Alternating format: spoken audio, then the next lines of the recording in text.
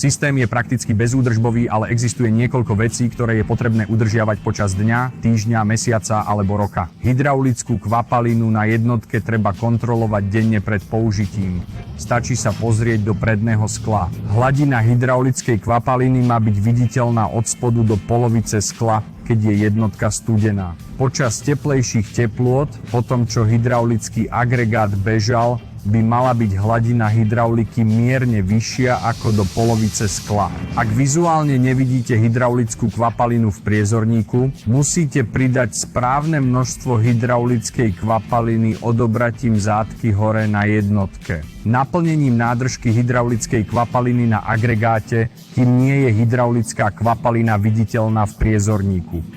Olejový filter hydrauliky sa má meniť každých 6 mesiacov pri veľkom použití, aspoň raz za rok pri normálnej prevádzke. Toto je vaša zostava koša. Počas používania bude potrebné ju mazať minimálne raz týždenne pomocou spodných a horných mazacích lisov. Dodaním 1 až 2 dávok maziva do stĺpika pre voľný pohyb. Občas treba pridať mazivo do polohovacieho a závitovkového prevodu pre lepšie polohovanie ramena.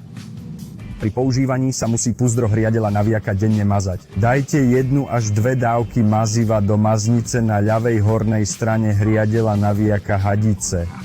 Na kontrolu hladiny kvapaliny v prevodovke je tam sklo. Olej by mal byť viditeľný do polovice priezorníka. Ak olej nie je viditeľný, do prevodovky bude potrebné pridať olej hmotnostnej triedy ADV 90. Štandardná hydraulická špička potrebuje minimálnu údržbu. Hydraulické spojky pred a po každom použití očistite, aby ste sa uistili, že sa žiadne nečistoty a zvyšky nedostanú do vedenia smerom k agregátu. Tiež musíte posunúť telo špičky nahor a odstrániť všetok nahromadený alebo uvoľnený materiál zvnútra. A nakoniec je veľmi dôležité uistiť sa, že špičku s hadicou skladujete s nasadeným krytom. Ak vlastníte špičku s hadicou Dual Impact, harmonogram údržby sa výrazne líši od toho, aký má štandardná hydraulická špička. Hydraulická kvapalina sa musí meniť častejšie ako pri našom štandarde. Tesnenia vo vnútri prevodovky v špičke Dual Impact sa musia taktiež meniť. Ďalšie podrobnosti o pláne údržby špičky Dual Impact nájdete vo svojom technickom manuáli.